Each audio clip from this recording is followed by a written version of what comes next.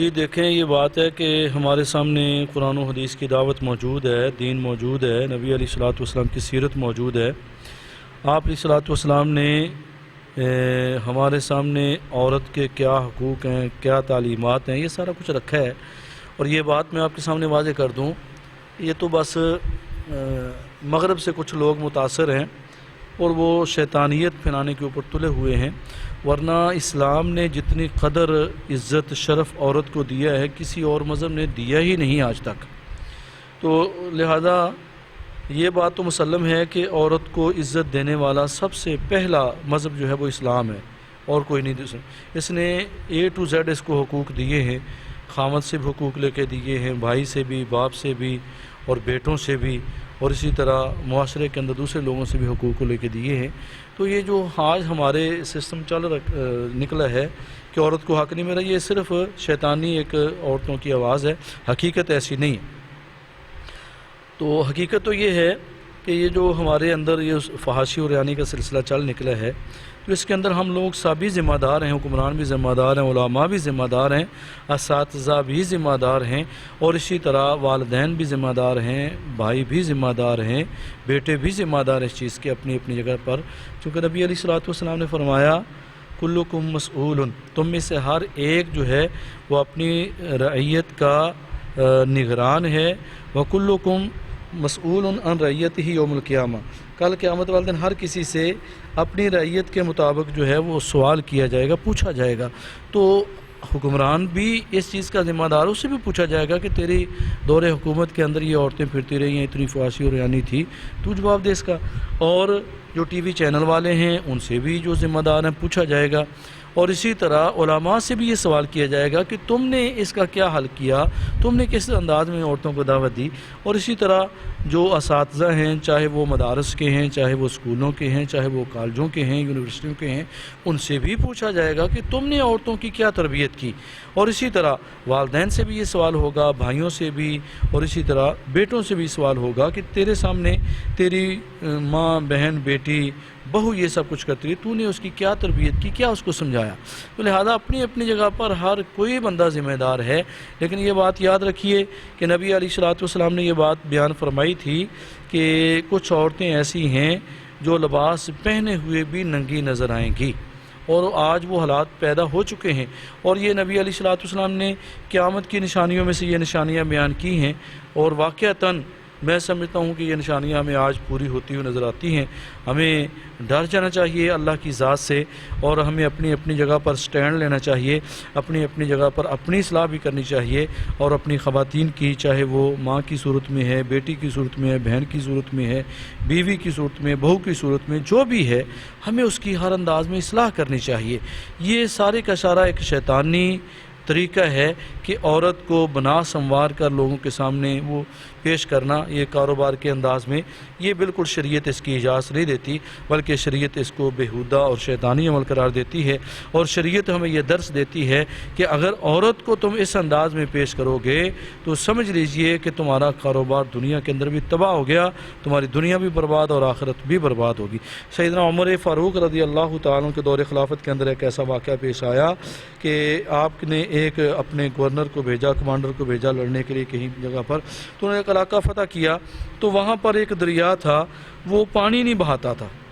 لوگوں نے کہا کہ ہمارے ہاں یہ رواج ہے کہ اس وقت تک اس دریا میں پانی نہیں آئے گا جب تک ایک خوبصورت لڑکی کو بنا سنوار کر کے، میک اپ کر کے، اچھے کپڑے پہن کے، ذبح کر کے اس کے اندر جو ہے وہ نہیں ڈالا جائے گا۔ وہ صحابی پریشان ہو گئے کہ ہم تو ان چیزوں کو مٹانے کے لیے آئے، ہم کیسے کریں؟ لیکن لوگوں نے کہا، مقامی لوگوں، کہ پانی اس وقت تک آئے گا ہی نہیں۔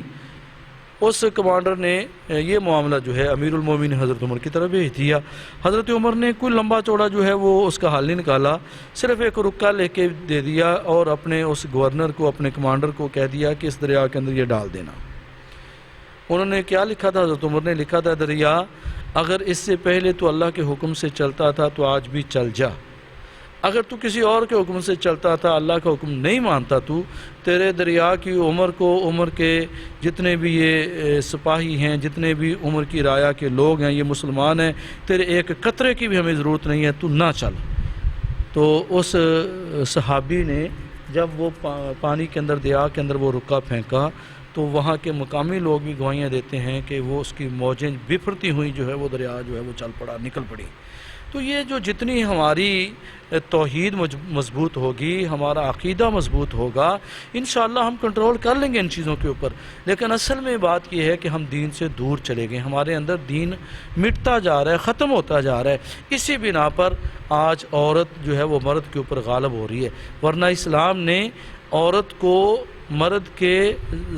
تحت رکھا ہے، ماتحت رکھا ہے۔ یہ نہیں ہے کہ عورت اوپر ہے، عورت کے اپنے حقوق ضرور ہیں، لیکن قرآن بھی یہ کہتا ہے الرجال قوامون علی النساء کہ بندے جو ہیں وہ عورتوں کے اوپر نگران بنائے گئے ہیں۔ حدیث بھی یہی کہتی ہے کہ تم ہی ذمہ دار ہو، تم ہی نگران ہو، تم نے گھر کے اندر جو ہے وہ نظام چلانا ہے۔ ٹھیک ہے، عورت کے ساتھ اس نے سلوک کرنا ہے، اس کو کھانے پینے اور رہنے کا، بستر کا، کپڑوں کا انتظام تم نے کرنا ہے، اس کے بچوں کی خوراک کا انتظام تم نے کرنا ہے، سارا سلسلہ تم نے کرنا ہے۔ لیکن عورت سربراہ نہیں بن سکتی، عورت نگران نہیں بن سکتی، ذمہ دار تم ہو۔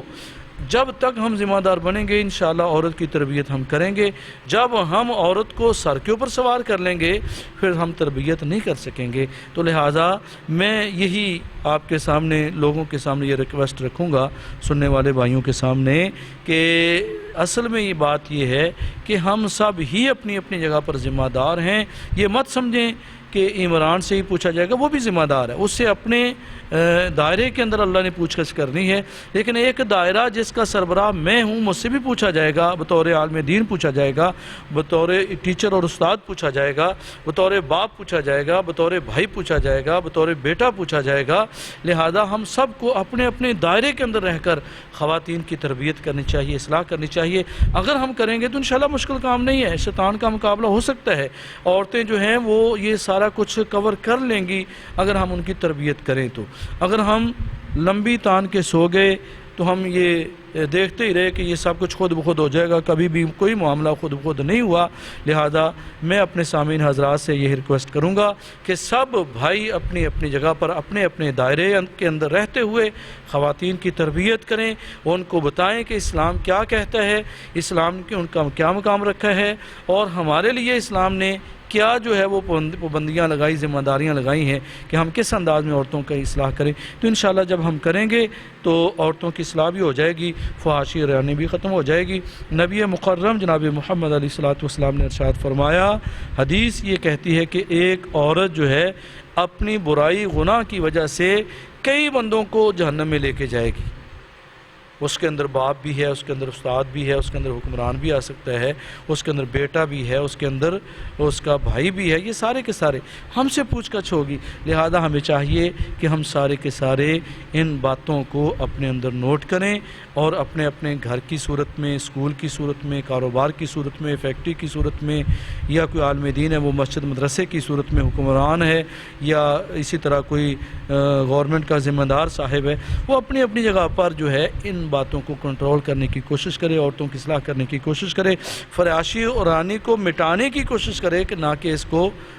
مزید جو ہے وہ آگے بڑھانے کی کوشش کرے، کیونکہ ہم جنت کو حاصل کرنے کی کوشش کر رہے ہیں، جہنم کو حاصل کرنے کی کوشش نہیں کر رہے۔ وہ اسی صورت میں ملے گی جب ہم عورتوں کی تربیت اچھے انداز میں کریں گے، اصلاح کریں گے، ورنہ وہ بھی جہنم میں جائیں گی، ہمیں بھی ساتھ لے کے جائیں گی۔ اللہ تبارک و تعالی ہمیں اپنی اپنی جگہ پر عورتوں کی تربیت اور اصلاح کرنے کی توفیق عطا فرمائے۔ بہت شکریہ سر۔